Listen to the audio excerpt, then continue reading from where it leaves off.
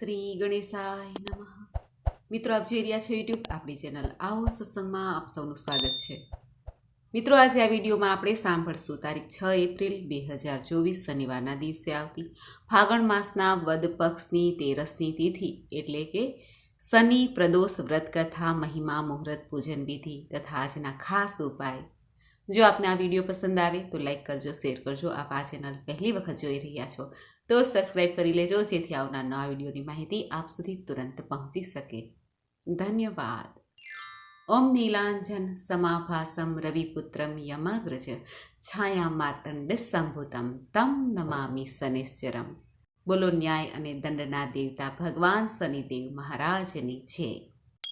મિત્રો, પ્રદોષ અર્થાત 13મી તિથિ, જેના સ્વામી ભગવાન મહાદેવ છે. ચાહે સુદ પક્ષની 13મી તિથિ હોય કે વદ પક્ષની 13મી તિથિ હોય, અને આ તિથિ જે વારે 7 વાર પ્રમાણે જે વારે આવે એ વાર પ્રમાણે એ પ્રદોષના વ્રતનું ફળ કહેવાનું છે અલગ અલગ. જેમ કે આ પ્રદોષનું વ્રત શનિવારે આવે છે માટે શનિ પ્રદોષ વ્રત કહેવાશે. આજના દિવસે ભગવાન શનિદેવની પૂજાની સાથે મહાદેવની પૂજા કરવાથી સર્વે સંકટ કષ્ટમાંથી મુક્તિ મળે છે. એમાંય ખાસ કરીને પ્રદોષકાળ અર્થાત સૂર્યાસ્ત સમયની આજુબાજુનો જે સમય આવે છે 1 કલાક 2 કલાકની આસપાસનો, તે સમયમાં ભગવાન મહાદેવની ઉપાસના કરવાથી સમસ્ત દુઃખ નાશ પામે છે અને ભગવાન મહાદેવની કૃપાથી અંતે શિવલોકધામની પ્રાપ્તિ થાય છે. સૌપ્રથમ આપણે આ પ્રદોષના તિથિ વિશે જાણી લઈએ અને સાંજે પ્રદોષકાળમાં શુભ મુહૂર્ત પૂજાનું કયું છે તે પણ જાણી લઈએ. આપણા હિન્દુ પંચાંગ અનુસાર ફાગણ માસના કૃષ્ણ પક્ષની ત્રયોદશી તિથિ પ્રારંભ થાય છે તારીખ 6 એપ્રિલ 2024 સવારે લગભગ 10:20 જે આ તિથિ પૂર્ણ થાય છે 7 એપ્રિલ 2024 સવારે લગભગ 7 વાગ્યાની આસપાસ. અને પ્રદોષકાળ પ્રમાણે 13મી તિથિ આવતી હોય ત્યારે મહાદેવની પૂજા ઉપાસનાનું વિધાન છે, માટે આ પ્રદોષનું વ્રત તારીખ 6 એપ્રિલે રાખવાનું રહેશે. પૂજાના મુહૂર્ત વિશે પણ જાણી લઈએ કે પ્રદોષકાળમાં પૂજાનો સમય શું છે. આજના દિવસે સાંજે 6:42 લઈને લગભગ 9 વાગ્યા સુધી પ્રદોષકાળની પૂજાનું શુભ મુહૂર્ત છે. આ સમય દરમિયાન ભગવાન મહાદેવની પૂજા આરાધના થાય છે. સવારે પણ થાય છે અને સાંજે પ્રદોષકાળમાં પણ. પ્રદોષનું વ્રત એવું છે કે જે સંતાન સુખ તો આપનાર છે, સંસાર સુખ આપનાર છે અને કષ્ટ બાધા દૂર કરનાર છે, ધર્મ સાચવનાર છે. સાથે સાથે શનિદેવના આશીર્વાદ પણ પ્રાપ્ત થાય છે અને કુંડળીમાં જે શનિ દોષ છે, 7.5 ઢૈયા છે, તેમાં જે નડતર થાય છે, દોષ છે, તે પણ શાંત થાય છે. પ્રદોષનું વ્રત રાખવાથી શનિ સંબંધી ગ્રહ સંબંધી જે દુષ્પ્રભાવ છે તે શાંત થાય છે. શાસ્ત્ર અનુસાર શનિ પ્રદોષનું વ્રત મનુષ્યને લાંબુ આયુષ્ય, સુખ સમૃદ્ધિ આપે છે, દુઃખોનો અંત લાવે છે અને લાંબા સમયથી રોકાયેલા જે કાર્ય છે તે પૂર્ણ થવામાં મદદરૂપ થાય છે. પ્રમોશન આદિ પણ થઈ શકે છે. શનિ પ્રદોષનું વ્રત રાખવાથી કુંડળીમાં શનિ ગ્રહ શુભતા આપે છે. ચંદ્રમાંથી પણ લાભ પ્રાપ્ત થાય છે. શરીરમાં ચંદ્ર તત્વ એટલે કે જે જલ તત્વ છે અથવા તો ચંદ્ર એટલે કે મનનો કારક, તે પણ માનસિક શાંતિ પ્રાપ્ત થાય છે, કારણ કે શનિદેવનો વાર છે અને ચંદ્ર મૌલેશ્વર ભગવાનનું વ્રત છે, માટે શનિ અને ચંદ્ર બંને ગ્રહ શુભ પરિણામ આપે છે. સમસ્ત દોષ દૂર થાય છે. આ શનિ પ્રદોષનું વ્રતના દિવસે લાલ મરચું છે, મસૂરની દાળ છે, ચોખા છે, સાદું નમક છે, તેનું સેવન ન કરાય તો વધુ સારું. આ ઉપરાંત કાળા વસ્ત્ર ન પહેરીએ પૂજા સમયે તો પણ સારું. હવે આપણે જાણી લઈએ કે શનિ પ્રદોષનું વ્રત કરનારે પૂજન વિધિ કેવી રીતે કરવી. જે ભક્તો ભગવાન મહાદેવને પ્રિય એવું આ પ્રદોષનું વ્રત કરે છે તેઓ સવારે વહેલા ઉઠીને સ્નાનાદિથી પરવારીને શુદ્ધ વસ્ત્ર ધારણ કરે.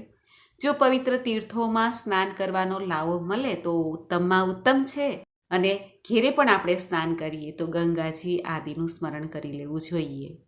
ત્યારબાદ સ્વચ્છ વસ્ત્ર ધારણ કરવા. ઘરના મંદિર પાસે આવીને ઘરની મંદિરની સાફ સફાઈ કરીને, જો આપણા મંદિરમાં શિવલિંગ હોય નાનકડું અંગૂઠા જેવડું, કે પછી ભગવાન મહાદેવનો ફોટો, મૂર્તિ હોય, ભગવાન મહાદેવની દેવી પાર્વતી સહિત પૂજન થાય છે. પંચામૃત, ગંગા જલ, સફેદ ચંદન, કુમકુમ, ઘીનો દીપક અને ફલ, મીઠાઈ, ખીરનો ભોગ લગાવાય છે અને ધૂપ, દીપ, નૈવેદ્ય આદિથી ભગવાનનું પૂજન થાય છે. બિલ્વપત્ર, ભાંગ, ધતુરો, દુર્વા ઘાસ અર્પિત કરાય છે. ત્યારબાદ ભગવાન મહાદેવની આરતી કરાય છે, ચાલીસા પાઠ સંભળાય છે, મંત્ર જાપ કરાય છે. પ્રદોષની પૂજા હંમેશા સાંજના સમયે જ કરાય છે, માટે સાંજે ભગવાન મહાદેવની ફરીથી પૂજા થાય છે. ભગવાન મહાદેવની કૃપા પ્રાપ્ત કરવા માટે પીપળના વૃક્ષ નીચે સરસવના તેલનો દીપક પણ આજના દિવસે પ્રગટાવાય છે, કારણ કે આજે શનિવાર છે. શનિદેવની કૃપા પણ પ્રાપ્ત થાય છે. પૂજા સમાપ્ત થાય પછી સાત્વિક ભોજન લઈ શકાય છે. જોકે આ શનિ પ્રદોષનું વ્રત ભક્તો તેના મન પ્રમાણે કરી શકે છે, શક્તિ પ્રમાણે કરી શકે છે. જેમ આપણે એકાદશીનું વ્રત કરીએ છીએ 3 પ્રકારે, એ જ રીતે દરેક વ્રત આ રીતે થાય છે. મનના સંકલ્પ પ્રમાણે સંકલ્પ પણ સવારે પૂજા સમયે લઈ લેવો જોઈએ કે વ્રત આપણે કેવી રીતે કરવા માંગીએ છીએ. જેમ કે ઉપવાસ કરી શકીએ છીએ, ફલ ફલાદી લઈ શકીએ છીએ અને એક ટાઈમ ભોજન સાંજના સમયે પણ લઈ શકીએ છીએ. અને ઘણા ભક્તો નિરાહાર પણ રહે છે. જેવી જેની શ્રદ્ધા એવી ભક્તિ. ભગવાન મહાદેવનું આ વ્રત છે, માટે સર્વે પાપ નષ્ટ કરનાર છે. ભગવાન મહાદેવ કે જે કૈલાસપતિ ભૂતનાથ ભગવાન છે, તેમને પ્રસન્ન કરવા માટે આજે શિવાલયમાં જઈને પણ ભગવાનના દર્શન કરી શકાય છે. વ્રત થાય કે ન થાય, કથા અવશ્ય સંભળાય છે. ભગવાન મહાદેવને પ્રિય એવું આ વ્રત કે જેમાં શનિદેવની કથા સંભળાય તો ઉત્તમમાં ઉત્તમ છે. શનિદેવ પણ ભગવાન મહાદેવના પરમ ભક્ત છે. શનિદેવ ભગવાન શ્રી કૃષ્ણના પણ પરમ ભક્ત છે. જ્યારે ભગવાન સૂર્યનારાયણ દેવ કે જે શનિદેવના પિતાજી છે, તેઓ શનિદેવના ઉદંડતાને, તોફાનને જોઈને ભગવાન મહાદેવના શરણે શનિદેવને મૂકે છે. અને શનિદેવની એટલા માટે શનિદેવના ગુરુ ભગવાન મહાદેવ છે. અને ત્યારે ભગવાન મહાદેવે શનિદેવને ભગવાન શ્રી કૃષ્ણના મંત્રના જાપ કરવાનું વિધાન બતાવ્યું, જેથી ભગવાન શનિદેવના ઈષ્ટદેવ ભગવાન શ્રી કૃષ્ણ થયા અને ગુરુ મહાદેવ. માટે જેમના ગુરુ જ મહાદેવ છે, તે ભક્ત કેટલા શક્તિશાળી હોઈ શકે. જેમના ઈષ્ટદેવ ભગવાન શ્રી કૃષ્ણ છે, તેનું કહેવું જ શું. માટે શનિદેવ તે ગ્રહોના રાજા પણ કહેવાય છે. સૂર્યદેવ પણ રાજા છે, પરંતુ શનિદેવ વધુ શક્તિશાળી મનાય છે. અને વધુ સમય સુધી કુંડળીમાં કોઈ ગ્રહ રહેતા હોય તો તે છે શનિ ગ્રહ. રાહુ કેતુ પણ 1.5 વર્ષ સુધી રહે છે. બાકી બધા ગ્રહ કોઈ 1 મહિનો, કોઈ 2.5 દિવસ, કોઈ 3 માસ, પરંતુ શનિદેવ 2.5 વર્ષ સુધી રહે છે. માટે શનિદેવને વધુ આપણે સહન કરવા પડે છે. ન્યાય અને દંડના દેવતા છે, જેમને ધર્મ અત્યંત પ્રિય છે, એવા શ્રી શનિદેવ મહારાજ છે. જે લોકો ધર્મના માર્ગ ઉપર ચાલે છે, તેની ઉપર પ્રભુ સદૈવ પ્રસન્ન રહે છે. તો આવો આજે આપણે શનિ પ્રદોષના આ શુભ અવસર પર ભગવાન મહાદેવની પણ કૃપા પ્રાપ્ત કરીએ અને ભગવાન શનિદેવની પણ અને સાંભળીએ શનિદેવની કથા. બોલો ભગવાન શનિદેવ મહારાજની જય. ઘણા પ્રાચીન કાળની આ વાત છે. સૂર્ય, ચંદ્ર, મંગળ, બુધ, બૃહસ્પતિ, શુક્ર, શનિ, રાહુ અને કેતુ આ 9 ગ્રહ એકઠા થયા અને વાતોએ વળગ્યા. સૂર્યદેવ કહે છે, તમારા બધામાં હું સર્વશ્રેષ્ઠ છું. મારી કૃપા હોય તો વ્યક્તિ ધન, કીર્તિ, રાજ, સન્માન સર્વ કાર્ય સિદ્ધ કરી શકે છે. આ સાંભળીને ચંદ્રદેવે કહ્યું, હું જળચળોનો સ્વામી, સર્પોનો સ્વામી અને ચાંદી રૂપાનો સ્વામી છું. હું સત્વગુણી અને ચંચળ સ્વભાવનો છું. મારી કૃપાથી વ્યક્તિ દાની, તપસ્વી બને છે, દેવોની ભક્તિ કરે છે. આ સાંભળીને મંગળ કહે છે, હું પૃથ્વીનો પુત્ર છું. મારી કૃપાથી વ્યક્તિના શત્રુનો નાશ થાય છે. મુશ્કેલ કામ સરળ બની જાય છે.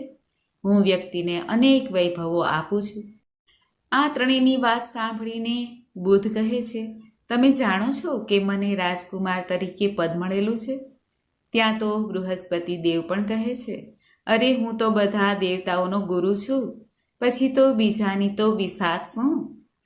આ સાંભળીને શુક્ર, શનિ, રાહુ અને કેતુ પણ પોતપોતાની વિશિષ્ટતા બતાવતા પ્રયાસ કરે છે. આમ નવગ્રહોમાં કોણ મોટો તેની ચડસી થવા લાગી. અંદરોઅંદર વાદ વિવાદ ઘણો ચાલ્યો. છેવટે સૂર્યએ બધાને શાંત પાડ્યા અને કહ્યું, આપણે અંદરોઅંદર ઝઘડીએ અને વાદ વિવાદ કરીએ તેનો કોઈ અર્થ નથી. આપણે બધા રાજા ઇન્દ્ર પાસે જઈએ અને ન્યાય કરાવીએ. આપણે બધામાં શ્રેષ્ઠ કોણ છે તે ઇન્દ્રદેવ જણાવશે. બધા ગ્રહો સૂર્યની આ વાત સાંભળીને સંમત થયા. પછી બધા ઇન્દ્રના દરબારમાં ઇન્દ્ર રાજા પાસે પહોંચી ગયા. બધા ગ્રહોને એક સાથે સ્વર્ગમાં આવેલા જોઈને રાજા ઇન્દ્રને ઘણું આશ્ચર્ય થયું. તેમણે બધા ગ્રહોને આસન આપીને બેસવા કહ્યું અને આવવાનું પ્રયોજન પૂછ્યું. ત્યારે સૂર્યનારાયણે કહ્યું, હે રાજા ઇન્દ્ર, અમારા નવગ્રહોમાં કોણ મોટું તે બાબતમાં ઝઘડો પડ્યો છે. દરેક ગ્રહ પોતપોતાને બધાથી મોટો માને છે. અમે તમારી પાસે આ બાબતે ન્યાય માગવા માટે આવ્યા છીએ. અમારામાંથી સૌથી મોટો કોણ એ તમે જણાવો. રાજા ઇન્દ્ર સૂર્યની વાત સાંભળીને વિચારમાં પડી ગયા. આમાં કોને મોટો કહેવો એ તો સમસ્યા છે. તે જેને મોટો કહે એટલે બાકીના 8 ગ્રહો તેમના ઉપર નારાજ અવશ્ય થશે.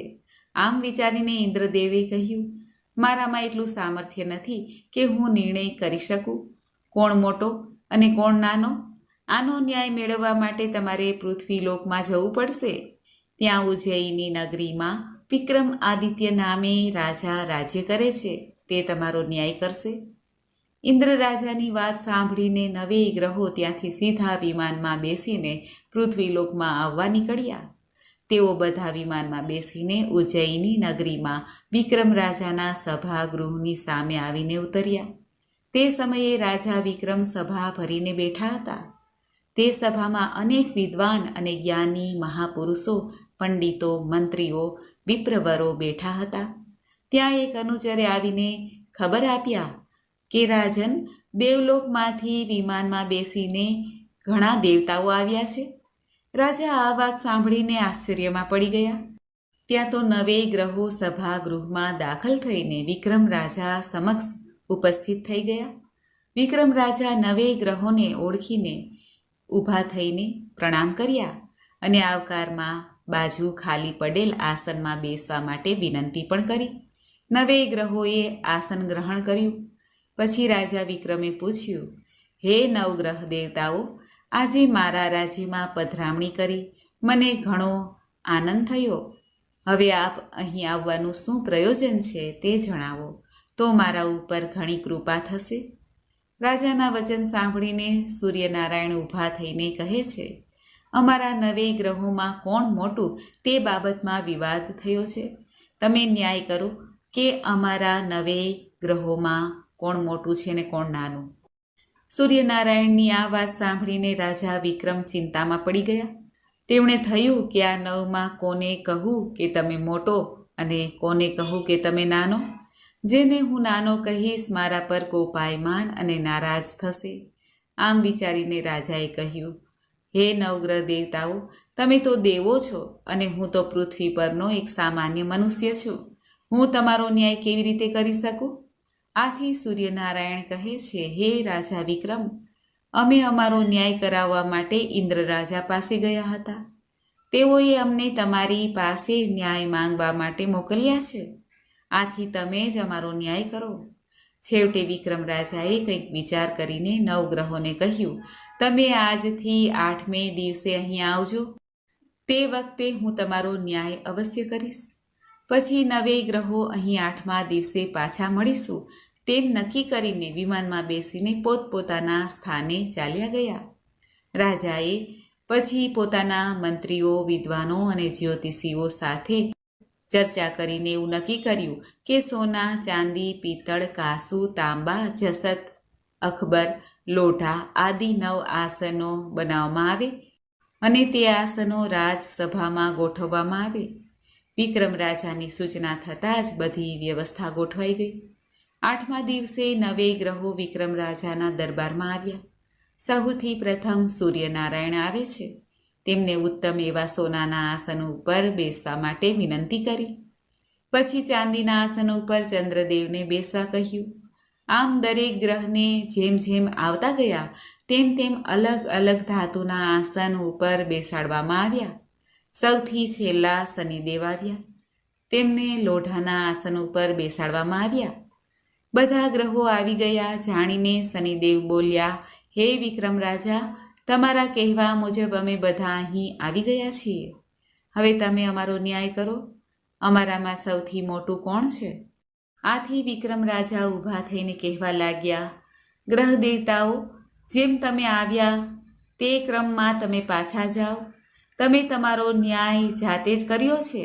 તમે સૌથી છેલ્લા આવ્યા, તેથી તમારો ક્રમ સૌથી છેલ્લો આવે છે. આ માટે મને માફ કરજો. આમ કહીને શનિદેવને સંબોધન આપતા વિક્રમ રાજા બોલ્યા. આથી શનિદેવ ગુસ્સે થઈને બોલ્યા, હે રાજા વિક્રમ, આ ન્યાય બરાબર થયો નથી. તમે ફરીથી ન્યાય કરો. વિક્રમ રાજા કહે છે, એકવાર જે ન્યાય થયો તેનો ફરીથી ન્યાય ન થાય. આથી આ ન્યાયને માન્ય રાખો. આ સાંભળીને શનિદેવ ક્રોધાયમાન અને નારાજ થઈને બોલ્યા, હે રાજા વિક્રમ, તમે મારા બળ અને પરાક્રમને જાણતા નથી. સૂર્ય 1 રાશિ પર 1 મહિનો, ચંદ્ર 2.25 દિવસ, મંગળ 1.5 દિવસ, બૃહસ્પતિ 13 મહિના અને બુધ અને શુક્ર 1 મહિનો, રાહુ કેતુ ઉલટા ચાલતા કેવળ 18 મહિના એક રાશિ પર રહે છે. પરંતુ હું એક જ રાશિ પર 2.5 વર્ષ સુધી 30 મહિના રહું છું. મારી અવકૃપા થતાં મોટા મોટા દેવતાઓને પણ દુઃખ ભોગવવું પડ્યું છે. જ્યારે રામચંદ્ર પર 7.5 આવી ત્યારે તેમને રાજપાટ છોડીને વનવાસ જવું પડ્યું હતું. તેમ રાવણ પણ 7.5 આવતા સોનાની લંકા બળીને ખાખ થઈ, તેના કુળનો નાશ થયો. આથી હવે તમને કહું છું કે તમે સાવધાન રહેજો. વિક્રમ રાજાએ કંઈક ક્ષોભ સાથે કહ્યું, શનિદેવ, મેં તો આપની સાથે ન્યાય જ કર્યો છે, પરંતુ જો તમે તેને અપમાન સમજતા હો તો હું શું કરું? તમને જેમ ઠીક લાગે તેમ કરજો. હું તમારી ધમકીથી ડરતો નથી. મારા ભાગ્યમાં જે લખ્યું હશે તે મારે ભોગવવું જ પડશે. કેટલાક સમય પછી રાજા વિક્રમ પર 7.5 આવી. તે સમયે શનિદેવ ઘોડાના વેપારીનું રૂપ લઈને અનેક ઘોડાઓ સાથે ઉજ્જૈની નગરીમાં આવ્યા. વિક્રમ રાજાને જાણ થઈ કે કોઈ પરદેશી ઊંચી જાતના ઘોડા લઈને આવ્યો છે. આથી વિક્રમ રાજાએ તે વેપારીને બોલાવીને ઘોડા બતાવવા માટે કહ્યું. વેપારી ઘોડા લઈને આવ્યો. વિક્રમ રાજાએ એક પછી એક ઘોડા જોવા માંડ્યા. આમાંથી તેમને એક ઘોડો પસંદ પણ આવી ગયો. તેમણે વેપારીને તે ઘોડાનું મૂલ્ય પૂછ્યું. ત્યારે વેપારીએ કહ્યું, પહેલાં તમે ઘોડા ઉપર બેસીને તેની પરીક્ષા લઈ જુઓ, પછી તેનું મૂલ્ય આપણે નક્કી કરીએ. વિક્રમ રાજાએ તે ઘોડાની પીઠ ઉપર બેસીને દોડાવવાનું ચાલુ કર્યું. તે ઘોડો એટલી તેજ ગતિથી દોડવા લાગ્યો કે રાજા વિક્રમ તેને કાબૂમાં રાખી શક્યા નહીં. આમ ભાગતા ભાગતા તે ઘોડો ગાઢ જંગલમાં પહોંચી ગયો. આ જંગલનું નામ હતું અંધી વન. અહીં વાઘ, સિંહ, ચિત્તા, દીપડા આદિ વિકરાળ પ્રાણીઓ રહેતા હતા. છેવટે ઘોડો રાજાને પોતાની પીઠ ઉપરથી નીચે પટકીને અંતર ધ્યાન થઈ ગયો. વિક્રમ રાજા વિચારમાં પડ્યા કે મારે કોઈની સાથે વેર નથી, તો પછી મને અહીં કોણ અને શા માટે લાવ્યું હશે? આમ વિચારતા રાજા આમ તેમ જોવા ફરવા લાગ્યા. આમ ભટકતા ભટકતા ઘણો સમય વીતી ગયો, છતાં બહાર નીકળવાનો કોઈ માર્ગ જડતો ન હતો. રાજાને સખત ભૂખ અને તરસ લાગી. ચારેય બાજુથી દૂર દૂરથી હિંસક પ્રાણીઓના અવાજો સંભળાતા હતા. તેથી રાજા એક ઝાડ ઉપર ચઢીને જોવા લાગ્યા. ત્યાં તેમની નજરે નગર તરફ જવાનો માર્ગ દેખાયો. વિક્રમ રાજા નીચે ઉતરીને તે માર્ગે આગળ વધ્યા અને ત્રંબાવટી નગરીમાં આવી પહોંચ્યા. નગરમાં ફરતા ફરતા તેઓ એક દુકાને જઈને પહોંચ્યા અને તેના શેઠને કહ્યું, મારું નામ બીકો છે, હું ઉજ્જૈનીનો રહેનારો છું. આ જાણીને શેઠે બીકાને ઠંડુ પાણી પાયું અને દુકાનમાં એક બાજુ બેસવા માટે કહ્યું. આ દિવસે શેઠની દુકાનમાં ઘણો વેપાર થયો. શેઠ સમજ્યા કે આવનાર મનુષ્યને કારણે જ આજ મારો વેપાર વધ્યો છે, તેથી તે ભાગ્યવાન હોવો જોઈએ. સાંજ પડતા શેઠ બીકાને પોતાની સાથે લઈ ગયા. શેઠે ઘેરે આવીને શેઠાણી અને પોતાની દીકરીને વાત કરી. આવનાર ભાગ્યવાન છે.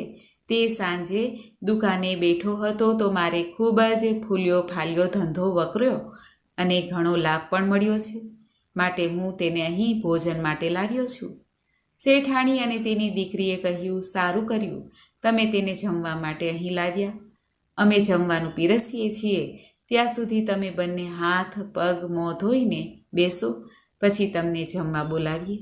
દીકરીએ શેઠ અને પેલા મહેમાનને ઓરડામાં ઉતારો આપ્યો. બીકો હાથ મોં પગ ધોઈને ઓરડામાં બેઠો. ત્યાં તેણે એક કૌતુક જોયું. દિવાલની ખીટી ઉપર એક હીરાનો હાર લટકી રહ્યો હતો. તેને ભીત ઉપર ચિતરેલ એક હંસ ગળી ગયો. બીકો આ જોઈને આશ્ચર્ય પામ્યો. જમવાનું કહેણ આવતા બીકો જમવા ગયો. પછી શેઠની દીકરી પોતાના ઓરડામાં આવીને હીરાના હાર જે ખીટીએ લટકાવ્યો હતો તેને લેવા ગઈ, તો ત્યાં હાર દીઠો નહીં. તેણે નોકરાણીને બોલાવીને પૂછ્યું. જોયું તો તેણે જણાવ્યું કે મને નથી ખબર.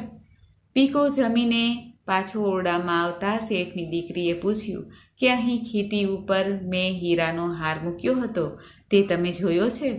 ત્યારે બીકાએ વિચાર્યું કે ખીટીએ લટકાવેલો હીરાનો હાર દિવાલે ચિતરેલ હંસ ગળી ગયો છે, તેમ કહીશ તો મને કોઈ માનશે નહીં. તેથી બીકાએ જણાવ્યું કે તે હારની મને ખબર નથી. શેઠની દીકરીએ બીકાને હાર આપી દેવા ઘણું સમજાવ્યું, છતાં હાર ન મળતા દીકરીએ શેઠને આ વાત કરી. શેઠ પણ બીકાને હીરાનો હાર લીધો હોય તો આપી દેવા માટે જણાવ્યું, કેમ કે તેના વગર બીજું કોઈ આ ઓરડામાં આવ્યું નથી. પણ બીકાએ જણાવ્યું કે મેં હાર લીધો નથી. છેવટે શેઠ બીકાના હાથ પગ બાંધીને રાજાના મહેલે લઈ ગયા અને બધી વાત રાજાને કરી. રાજાએ પણ બીકાને શેઠની દીકરીનો હાર આપી દેવા માટે કહ્યું, પણ બીકા પાસે હોય તો આપે ને. છેવટે રાજાએ બીકાને દંડ આપવા હાથ પગ કપાવી નાખ્યા અને તેલીના ઘર પછવાડે નાખી દીધો. આમ એક દિવસ બીકો તેલીના ઘર પછવાડે પડી રહ્યો.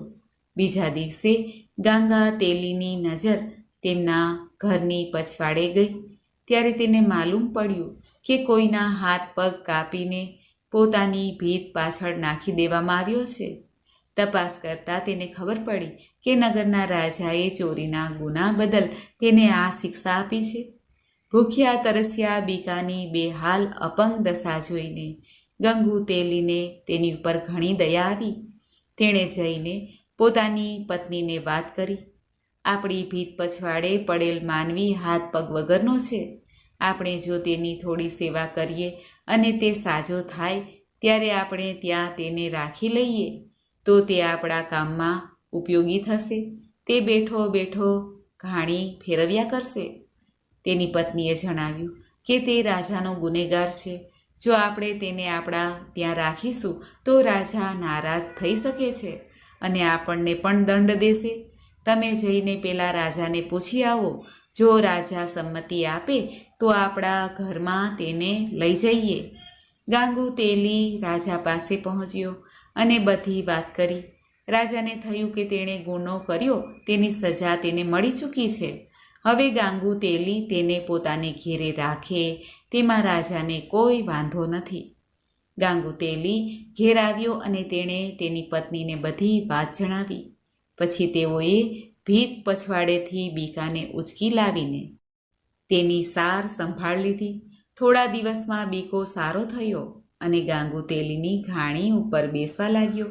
આમ ને આમ દિવસો વીતવા લાગ્યા. બીકો પોતાના કામકાજથી પરવાર્યા પછી ઉદાસીને હળવી કરવા તે મલ્હાર રાગમાં ગાયા કરતો. એક દિવસ તે બાજુથી ત્યાંની રાજકુમારી પસાર થઈ રહી હતી. ત્યાં તેને કાને મલ્હાર રાગમાં કોઈ ગાતું જણાયું. રાજકુમારી સંગીતની ઘણી શોખીન હતી. રાજાએ તેને માટે સારો સંગીતજ્ઞ રોકીને સંગીતની સારી તાલીમ આપવાની નક્કી કરેલું. આજે રાજકુમારી મલ્હાર રાગની મધુર તાલમય સાથે સાંભળીને મુગ્ધ બની ગઈ અને ગાનાર પર મોહી પડી. તેણે પોતાની દાસી મારફતે મલ્હાર રાગમાં કોણ ગાઈ રહ્યું છે તેની તપાસ કરવા માટે કહ્યું. પછી દાસીએ તપાસ કરીને રાજકુમારીને જણાવ્યું કે જે મલ્હાર રાગ ગાતું હતું તેના બંને હાથ પગ કપાયેલા છે. તે ગાંગુ તેલીને ત્યાં ઘાણીએ બેસીને આખો દિવસ બળદને હાંક્યા કરે છે.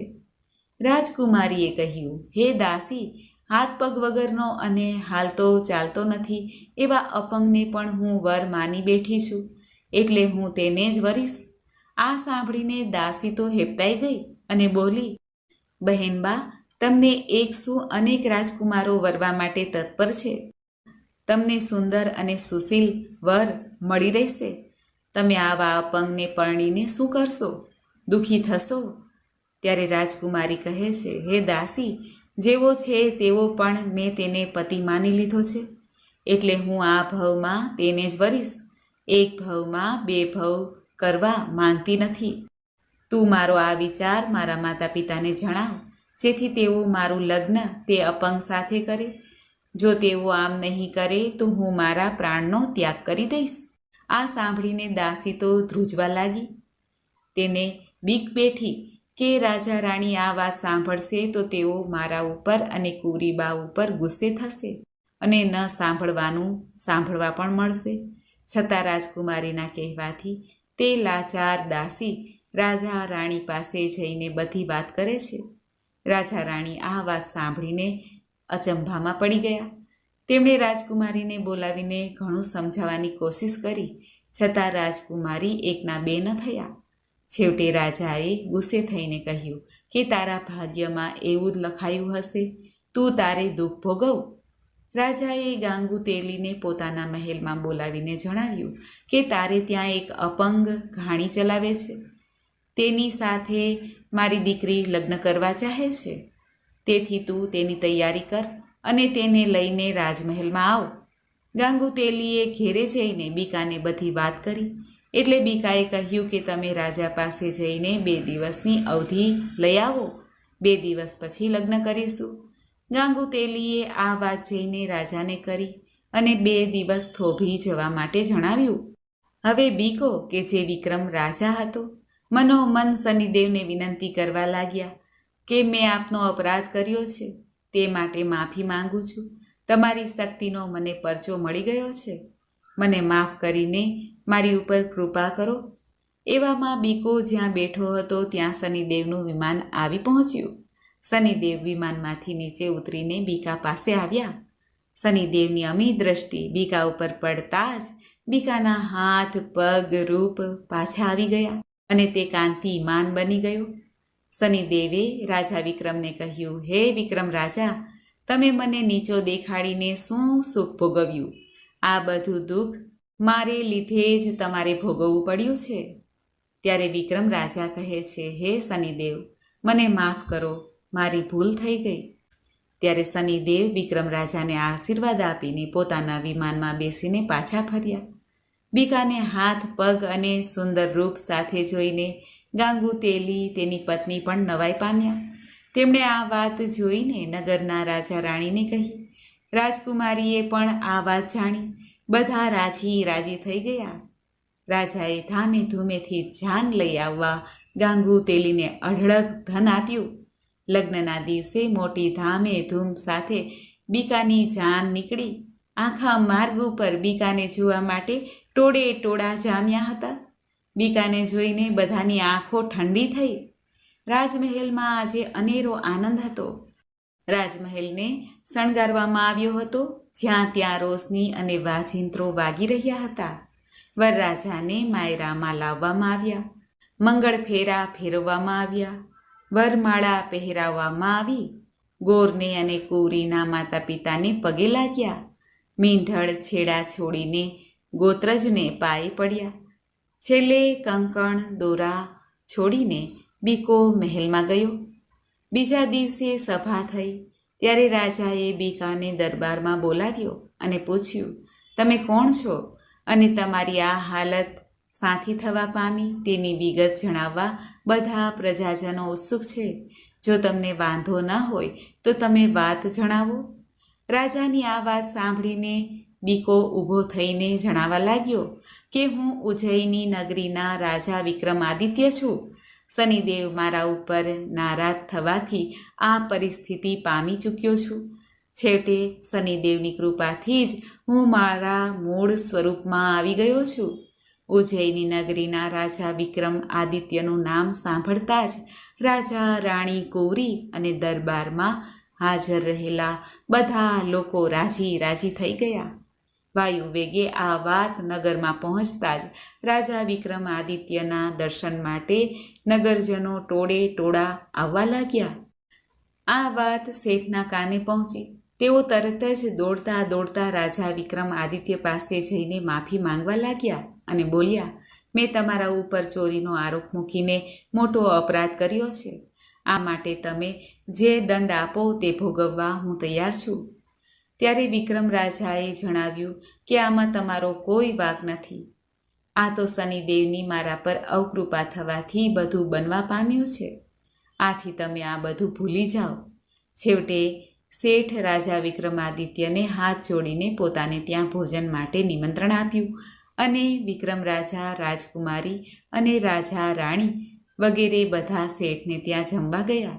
શેઠે સારા પાક પકવાન બનાવીને બધાને જમાડ્યા. પછી શેઠે વિક્રમ રાજાને પોતાને ત્યાં એક રાત રોકાઈ જવા માટે વિનંતી કરી. આથી રાજા વિક્રમાદિત્ય ત્યાં એક રાત રોકાઈ ગયા. જે ઓરડામાં પહેલાં તેમણે ઉતારો આપવામાં આવ્યો હતો તે જ ઓરડામાં આજે તેમને ફરી ઉતારો આપવામાં આવ્યો. વિક્રમ રાજા હિંડોળા ખાટ ઉપર બેઠા ખીટી સામે જોઈને ભીતે ચિતરેલા હંસ સામે જુએ છે.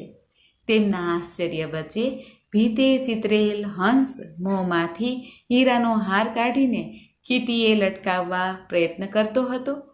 વિક્રમ રાજાએ તરત શેઠને બોલાવીને આ બતાવ્યું. શેઠ પણ આ જોઈને આશ્ચર્ય પામી ગયા. તેઓ વિક્રમ રાજાને પગે પડીને માફી માંગવા લાગ્યા અને જણાવ્યું, હે રાજન, તમે મારી દીકરીનું પાણી ગ્રહણ કરો તો હું માનું કે તમે મને માફ કર્યો છે. પછી વિક્રમ રાજા શેઠની દીકરી સાથે પણ પરણ્યા. ઘણા દિવસ સુધી ત્રંબાવટી નગરીમાં રહીને વિક્રમ રાજાએ પોતાની નગરી ઉજ્જૈની જવા માટે રાજા રાણીની પરવાનગી માંગી. રાજા રાણીએ ખુશ થઈને સંમતિ આપી. રાજાએ પોતાના જમાઈ દીકરીને અઢળક દાગીના, વસ્ત્રો, ધન અને દાસીઓ આપ્યા. તે મુજબ શેઠે પણ પોતાની દીકરી જમાઈને ઘણું બધું આપ્યું. મોટા ધામે ધૂમેથી તેમને વિદાય આપવામાં આવી. થોડા સમય પછી બધો કાફલો ઉજ્જૈની નગરીમાં આવી પહોંચ્યો. ઘણા સમય પછી મહારાજા વિક્રમાદિત્ય 2 રાણીઓ સાથે નગરમાં આવી પહોંચ્યા. આ જાણીને આખી નગરી આનંદમાં ડૂબી ગઈ અને ધામે ધૂમેથી તેમનું સામૈયું કર્યું રાજમહેલમાં લાવવામાં આવ્યા. બીજા દિવસે રાજા વિક્રમાદિત્ય સભા ભરીને બેઠા છે. ત્યાં શનિદેવ પધાર્યા. શનિદેવને જોઈને વિક્રમ રાજા ઊભા થઈને સાથે આખી સભા પણ ઊભી થઈને શનિદેવને માન આપે છે. તેમને આસન ઉપર બેસાડ્યા. ત્યારે શનિદેવે કહ્યું, હે રાજા વિક્રમાદિત્ય, તમે મને બધા વચ્ચે નાનો દેખાડ્યો. તેનું ફળ તમને મળી ગયું છે. મેં તમને ઘણું દુઃખ દીધું છે. હવે હું તમારા ઉપર ઘણો રાજી છું. આથી તમારે જે વરદાન માંગવું હોય તે વરદાન માંગો. આ સાંભળીને રાજા વિક્રમાદિત્ય કહે છે, હે શનિદેવ, મને તમે જે દુઃખ દીધું એવું તમે કોઈને દુઃખ દેશો નહીં. આ જ વરદાન માંગુ છું. આથી શનિદેવ કહે છે, હે રાજન, તમારી વાત મને સ્વીકાર્ય છે. શનિવારે જે નર નારી મારી આ કથા સાંભળશે, વાંચશે, તેમજ મારું વ્રત કરશે, મારું ધ્યાન ધરશે, પૂજા પાઠ કરશે, તેને હું કદી પીડા આપીશ નહીં. મારી નાની મોટી પનોતી તેમને નડશે નહીં. આટલું કહીને શનિદેવ અંતર્ધ્યાન થઈ ગયા. હે ભગવાન શનિદેવ, તમારી આ કથા સાંભળનાર, કહેનાર સૌ ઉપર કૃપા દ્રષ્ટિ બનાવી રાખજો. બોલો શનિદેવ મહારાજની જય. તો તો મિત્રો આપણે સાંભળ્યું શનિ પ્રદોષ વ્રત કથા મહિમા મુહૂર્ત પૂજન વિધિ. મને આશા છે કે આપને આ વિડીયો જરૂર પસંદ આવ્યો હશે. ભગવાન શ્રી શનિદેવનું એક નામ કૃષ્ણ છે, જે ભગવાન શ્રી કૃષ્ણએ જ પોતાના પ્રિય ભક્તને આપેલું છે. માટે જે શ્રી કૃષ્ણનો મંત્ર જપે છે તેની ઉપર પણ શનિદેવની સદૈવ કૃપા બની રહે છે. ઓમ કૃષ્ણાંગાય વિદ્મહે રવિપુત્રાય ધીમહિ તન્નઃ સૌરી પ્રચોદયાત. બોલો સૂર્યનંદન છાયાપુત્ર ન્યાય અને દંડના દેવતા ભગવાન શનિદેવની છે. પ્રદોષના દેવતા ભગવાન મહાદેવ શક્તિપતિની છે. ઓમ નમઃ પાર્વતી પતયે. હર હર મહાદેવ હર. મિત્રો, મને સાંભળવા માટે ધન્યવાદ. આપ સૌને મારા જય શ્રી કૃષ્ણ.